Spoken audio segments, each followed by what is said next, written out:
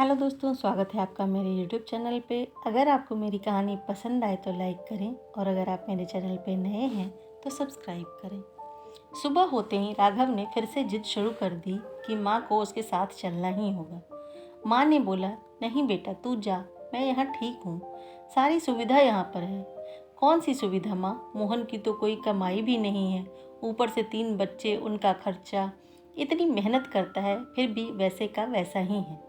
अगर बचपन में ही पढ़ाई लिखाई पे ध्यान दिया होता तो यह नौबत ही नहीं आती। जैसा किया है वैसे ही भुगतना भी पड़ेगा। माँ, तुम्हारा मन भरा नहीं क्या अभी तक इसकी हरकतों से? तुम्हें मेरे साथ चलना ही पड़ेगा। राघव जिद पर अड़ा था। माँ ने बोला, कैसी बातें कर रहा है तू राघव? यहाँ सब कुछ अच्छे से चल रहा है, किसी तरह की कोई भी दिक्कत नहीं है। तुम निश्चिंत होकर जाओ, वहाँ बच्चे तुम्हारी राह देख रहे होंगे। राघव ने बोला, नहीं माँ, मैं बच्चों को बोल कर आया हूँ कि इस बार मैं दादी को साथ लेकर ही आऊँगा। सारे बच्चे तुम्हारी राह देख रहे होंगे, तुम्हारे लिए सारी सुख सुविधा कर दी है। अब तुम मेरे साथ आराम से रहना। पूरी जिंदगी तो अभाव में ही बीत गई तुम्हारी, अब मैं कोई बहाना नहीं सुनूंगा। माँ ने गिड़गिड़ाते हुए बोला, सुन बेटा, अभी मोहन की तबीयत थोड़ी ठीक नहीं है, उसको अच्छा हो जाने दे। उसे छोड़कर जाना मुझे सही नहीं लग रहा है। जैसे ही वह ठीक होगा मैं तुम्हें खुद ही बुला लूंगी, तुम आकर मुझे ले जाना। माँ की बातें सुनकर राघव दुखी हो गया। उसने बोला, मैं समझ गया माँ, तुम्हें मोहन की ही ज़्यादा चिंता है। तुम बचपन से हमेशा मोहन का ही ज़्यादा लाड़ करती हो। मुझे तो बड़ा होने के कारण अक्सर ही डांट पड़ती थी।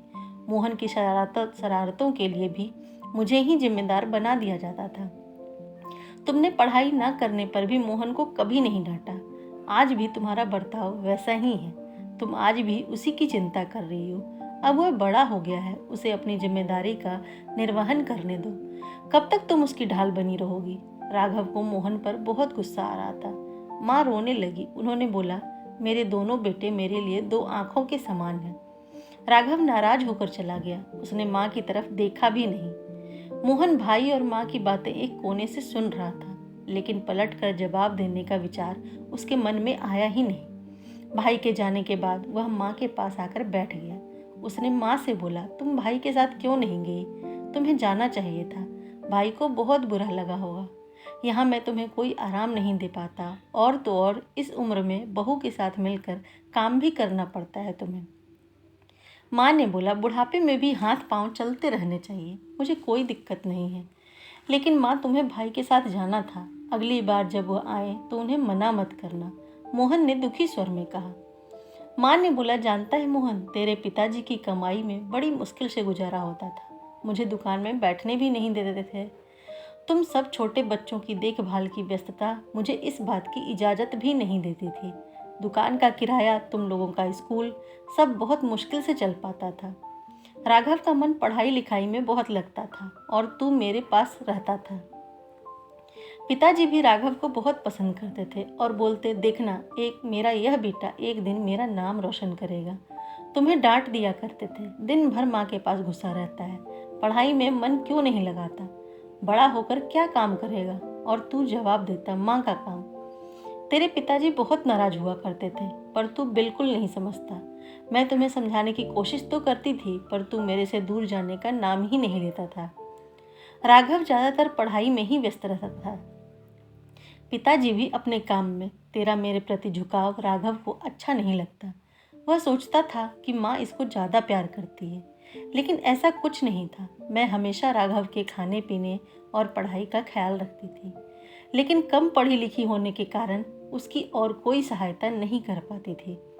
जबकि तू सुबह से मेरे सारे काम दौड़ दौड़ के करवाने में जुटा रहता था और साथ ही साथ मेरे खाने पीने और आराम का भी पूरा ख्याल रखता था। राघव का रिजल्ट अच्छा आता गया और पिताजी ने उसे बाहर पढ़ने के लिए भेज दिया। तेरा रिजल्ट अच्छा नहीं आया और तू जाना भी नहीं चाहता था। देख, आज राघव के पास सब कुछ है। उसका बचपन जिस तकलीफ से गुजरा वह सब अब खत्म है। सारी सुख सुविधा है उसके पास। बच्चे भी किसी अभाव में नहीं जी रहे हैं, लेकिन तेरे पास अभी भी अभाव है। तेरे बच्चों का बचपन तकलीफ और कष्ट से गुजर रहा है। यह देखकर मुझे बहुत कष्ट होता है और ऐसा लगता है जैसे इन सब का कारण मैं हूँ। मेरी देखभाल के चलते तुम्हारी पढ़ाई बाधित होती रही। राघव के पास हर आराम है और स्वाभाविक रूप से वह यह चाहता है कि मैं भी अब कष्टपूर्ण जिंदगी ना बिताऊं। इसलिए हर बार वह मुझे अपने साथ ले जाना चाहता है। लेकिन बेटा, मैं तो माँ हूँ, मुझे अपने लिए सुख सुविधा नहीं चाहिए। अगर मेरा कोई भी परिवार का सदस्य दुखी रहेगा तो मैं कहीं भी खुश नहीं रह पाऊंगी। यकीन मान, मुझे तेरे साथ रहने में कोई भी दिक्कत नहीं है। राघव के घर सारे सुख सुविधा के बावजूद मुझे सुकून नहीं मिल सकता, इसलिए मैं वहाँ नहीं जा सकती। परंतु हर बार की तरह राघव यही सोचता है कि माँ मोहन को ज़्यादा प्यार करती है। मोहन की पीठ थपकाती माँ अपनी बात कहती जा रही थी और मोहन को माँ की हर थपकी सर्वोच्च सुख और हर कष्ट मिटाने वाली वरदान सी प्रतीत हो रही थी। दोस्तों, अगर आपको मेरी यह कहानी पसंद आए तो लाइक करें और अगर आप मेरे चैनल पे नए हैं तो सब्सक्राइब करें। धन्यवाद।